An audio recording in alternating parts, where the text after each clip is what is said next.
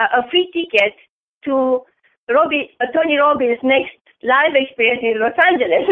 So I thought, oh my God, I paid a lot of money back in London to take that experience, that live experience. And I'm thinking it's so much greatness in everything you are about, in everything you do and everything you say, and you are so congruent with your values, with your beliefs and your actions. But more than anything, your emotions are so powerful that it's I don't know if there is anything you can't attract. So how do you deal with your emotions, AJ? How do you do your X-ray? In the morning when you wake up, you decide on your emotions. What's happening?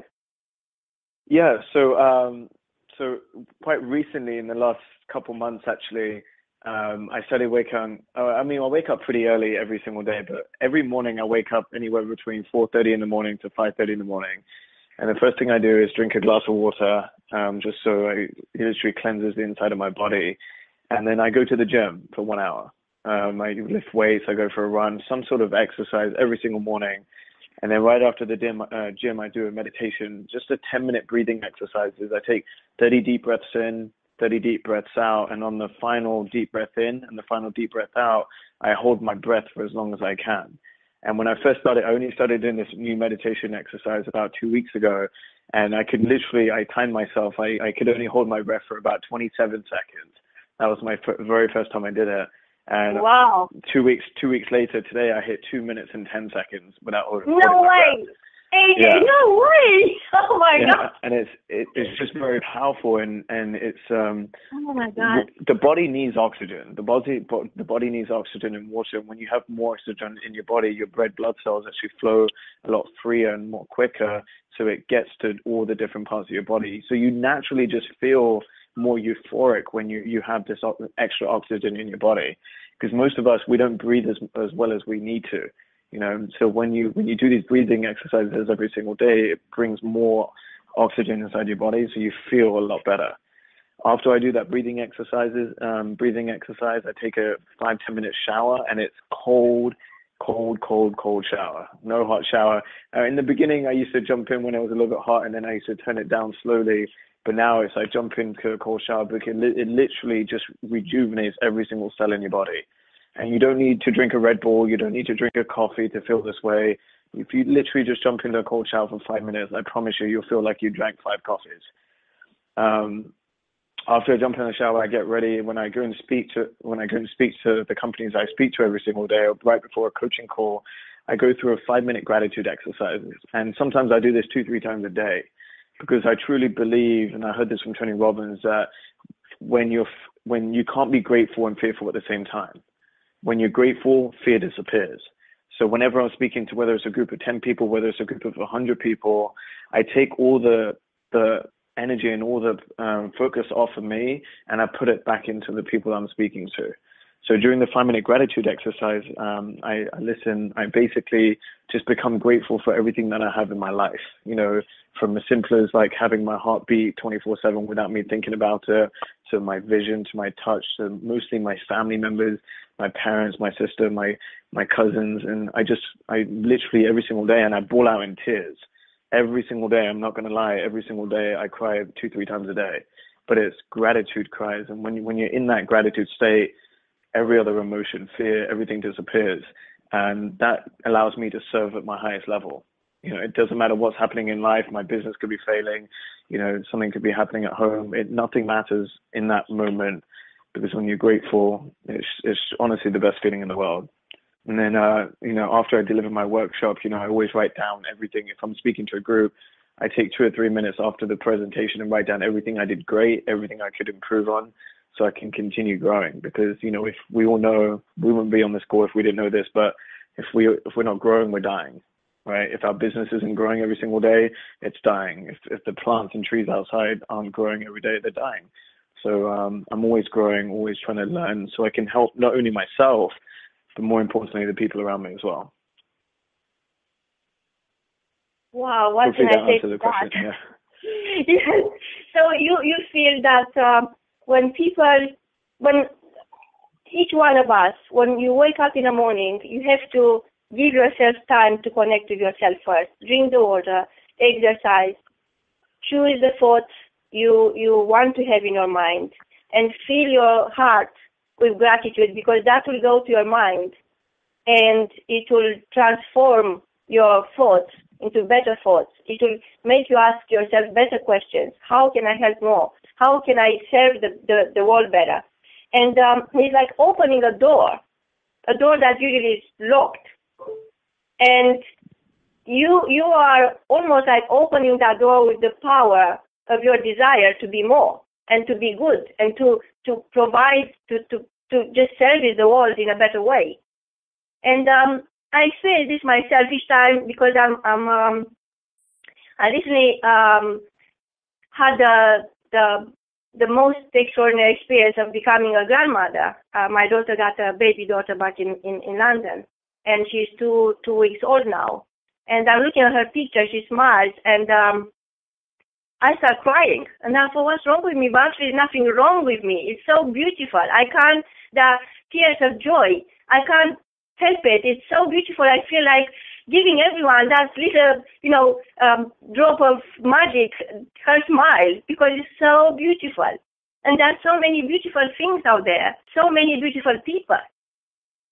And who inspired you the most? You live the most amazing life, and you travel the world. You meet people that nobody can even dream of talking to, let alone, being on stage with them. Who inspired you? Who is your greatest inspiration right now? So I have a lot of people that I look up to, throughout my life. One is definitely Tony Robbins. Another one is my father, actually. My father's taught me so much, and I've learned so much from him. And also my mother as well. She hasn't gone through anywhere close to as much training as my dad and I have through different personal development courses, but I do go to her for advice, and she gives me some of the best advice anybody on the planet's ever given me. I do go to my sister. I'm not afraid to go to anybody, to be quite honest. A lot of my family members, my cousins. I do look up to Richard Branson. He's actually become a dear friend of mine now, an amazing man. And one thing I will also add is this, you can learn something from everyone, right? Because it doesn't matter who you are, where you're from, what color skin you are, what male, female. Every single person on this planet has something to bring to the table. And I'll give you a really cool example of this. When I was living in Tampa, Florida one day, and I wrote on my Facebook page, I said, hey, I'm going to be feeding the homeless tomorrow. If anybody wants to join me, I'd really appreciate your help. And we had like 150 people like the post, but nobody commented and say, I'm going to step up and help. And that just first of all, that just shows, who we are really as people. Most people just, they don't actually walk the talk. And I called one of my good buddies who lived in Tampa. I said, hey, brother, I'm going to be going tomorrow. I really need some help, like delivering food to these 50 people. And he's like, yeah, I'm free. I'll help you. So we started delivering these food to all these different homeless people in downtown Tampa. And he said to me, one of my friend who was with me, his name's Tom, he said to me, hey, the next homeless person we see, let's just sit down with him and ask him about his life story. And let's ask him, about what he's been through in his life. And I said, that's such a great idea. So we come to this church, and there was these two men sitting outside the church, and we asked each of them, hey, would you like some food? And one of the men said no. We said, would you like some water? He said no. I said, okay, great. So we went to the person next to him. We said, hey, would you like some food? He said no. I said, would you like some water? He said yes.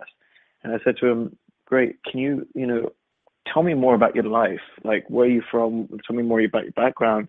And long story short, this homeless man, he was making $250,000 a year with his wife, great family, lived in Georgia, and his wife left him, took everything. He lost his job and he became homeless. And someone actually tried to rob him while he was home, actually did in fact rob him and literally stabbed him in his back.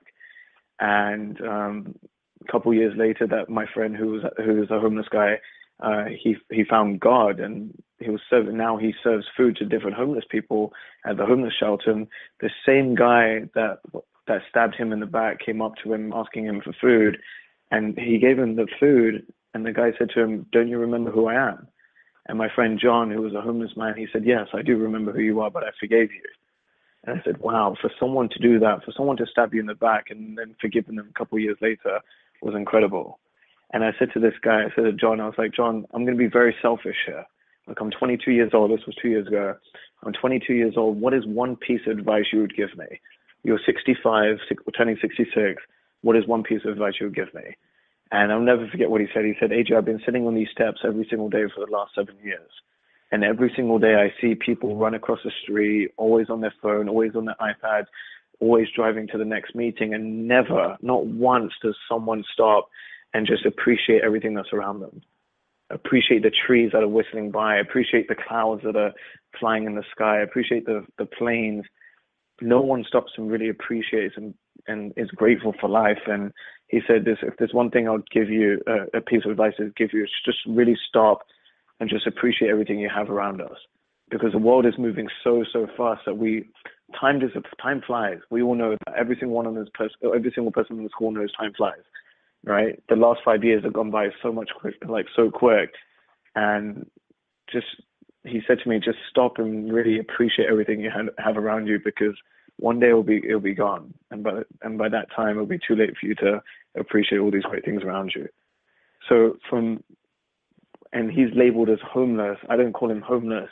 This guy is an amazing man, and he taught me such a massive lesson.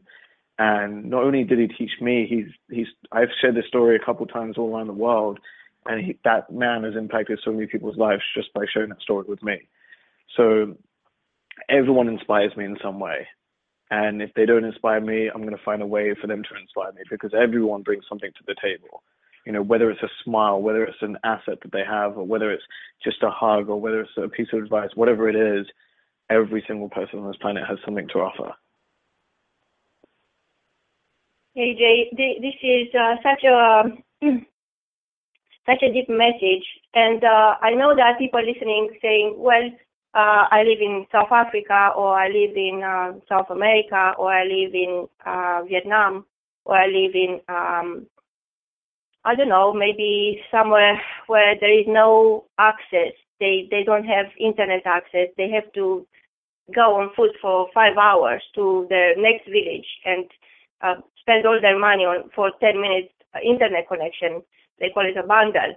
And I know that people out there who are thinking, no, I don't have money for education, to further my education. And you are telling them, actually, you don't need education. All you need is inspiration. You have to find those people who inspire you to be more. And this is very, very profound.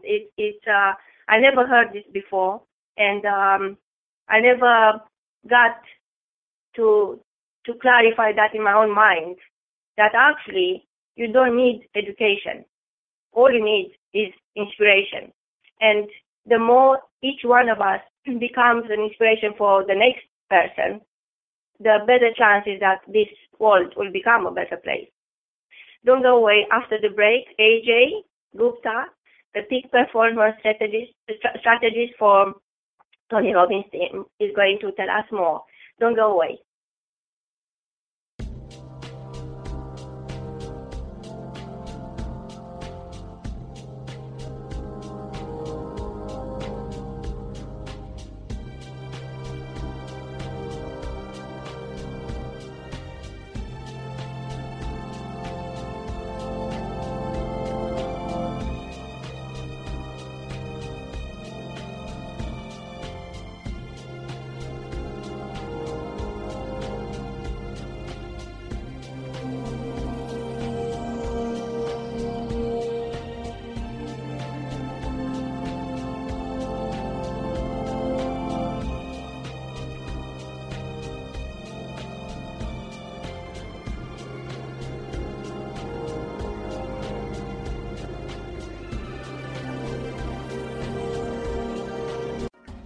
It is time to monetize your big idea.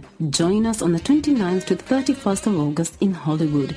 Become a leader in your category. Change the rules of the game. Change your struggles into confidence, your abilities into possibilities, your challenges into opportunities. Change the things you don't like. All you need is within you. It is time to monetize your big idea.